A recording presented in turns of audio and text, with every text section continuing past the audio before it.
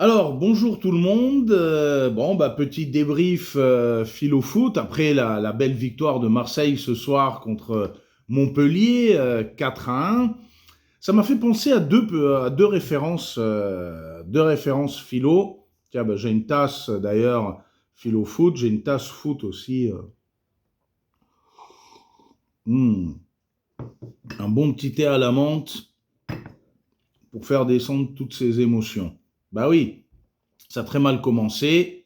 But de Montpellier en début de match et après, heureusement, on égalise 2-1, 3-1, 4-1.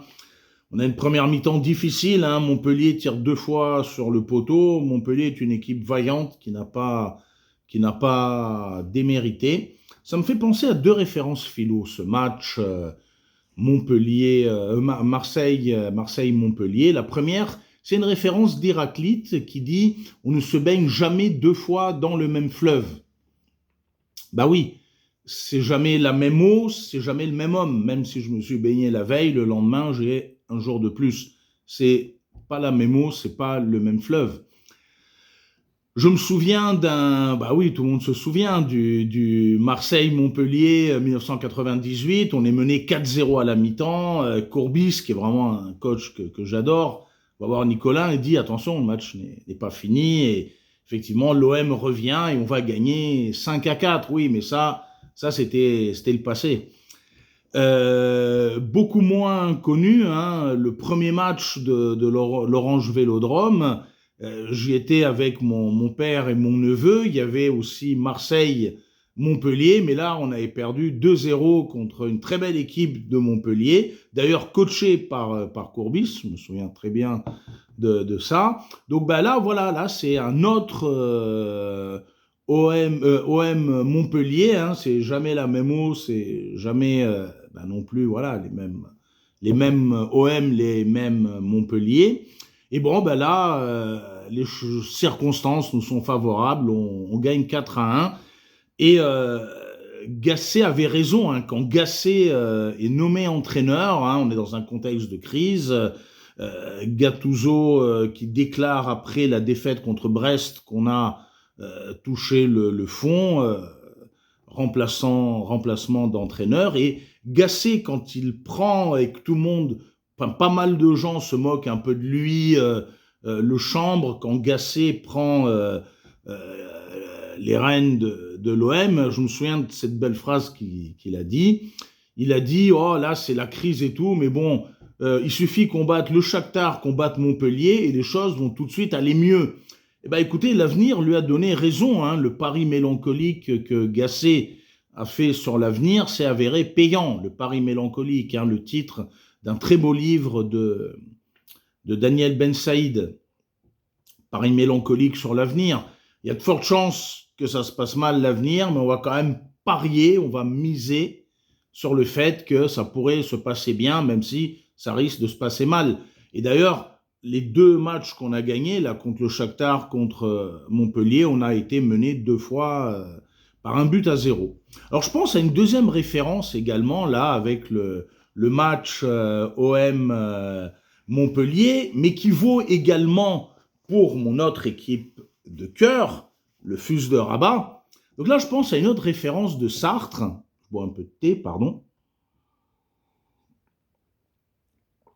Je pense à une autre référence, et là, elle est de Sartre, un extrait de L'existentialisme est un humanisme de Sartre. Je cite, « Ce que les gens veulent, c'est qu'on naisse lâche ou héros. Ce que dit l'existentialisme, c'est que le lâche se fait lâche, que le héros se fait héros. Il y a toujours une possibilité pour le lâche de ne plus être lâche et pour le héros de cesser d'être un héros. » En d'autres termes, ça renvoie à l'idée bien connue de Sartre, l'existence précède l'essence, on ne naît pas avec une essence de lâche, de héros, on ne naît pas avec une essence, une nature d'être grand joueur ou d'être un mauvais joueur. Non, d'abord on est, on existe, et après en fonction de nos actes, on se détermine, on acquiert une essence qui est toujours provisoire. On a beaucoup critiqué Sarr en début de saison, on a beaucoup critiqué Aubameyang. Aubameyang, ouais, à un moment, c'est vrai, Aubameyang, lors de certains matchs, il a fait des ratés gigantesques. Il a raté des buts tout faits, des occasions, voilà, et où on perd, où on fait match nul parce que Aubameyang a raté ou que Sarr n'a pas été suffisamment bon. Ou je peux prendre l'exemple d'autres joueurs, je prends ces deux-là parce que c'est eux qui me viennent à l'esprit et ceux qui se sont distingués notamment aujourd'hui et contre le Shakhtar. Donc, vous voyez, on peut pas dire que, voilà, Aubameyang, voilà, c'est facile de dire, moi je suis contre ça. C'est facile de dire, ouais, Aubameyang, il est nul, ouais, pourquoi? Parce que lors d'un match, Aubameyang a raté un but tout fait. C'est facile de dire, ouais, Sarr, il est nul parce que lors de tel match, il a été inexistant, il n'a pas touché un ballon, il a perdu des duels. Ben non, Sarr, aujourd'hui, il est à l'origine des 2 buts. Aubameyang, aujourd'hui, il fait un doublé. Il a été très bon contre le Shakhtar.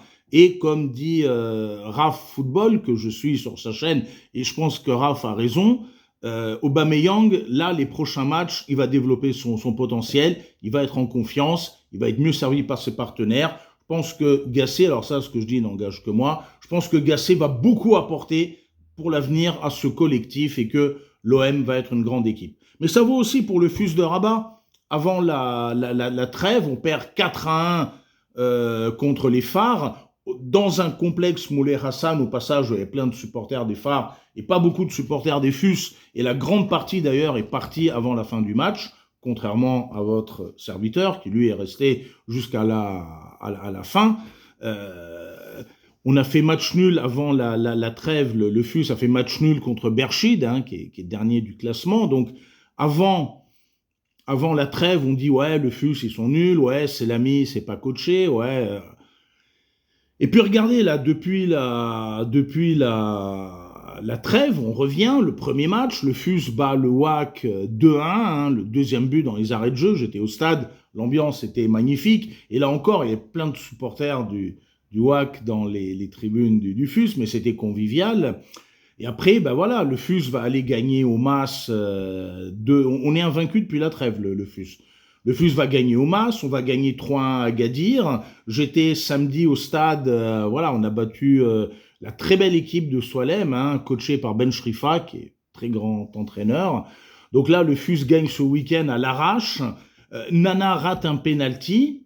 Ben, on va pas dire que Nana est nul, parce que depuis effectivement, depuis qu'il est au FUS, hein, c'est un grand joueur. Alors il peut rater un penalty, ça arrive, c'est le football, ça veut pas dire pour autant que le joueur est nul. Il a été bon dans des matchs précédents, il sera bon dans des matchs qui vont suivre. Il a quand même été bon également contre Soem, il distribue des bons ballons sur le côté droit. Donc moi j'ai toujours été contre voilà, cette espèce d'essentialisation, mais qui peut toucher aussi un club. On va dire, ouais, l'OM, ils sont nuls.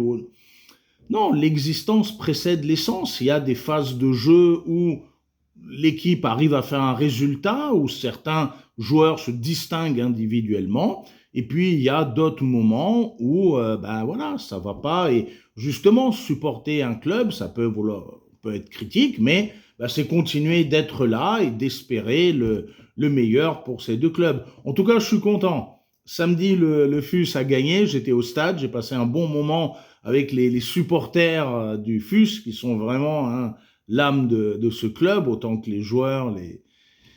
L'OM a gagné ce soir 4-1, alors qu'on est quand même, voilà, on est dans une période un peu difficile, mais comme dit Gasset, maintenant ça va mieux.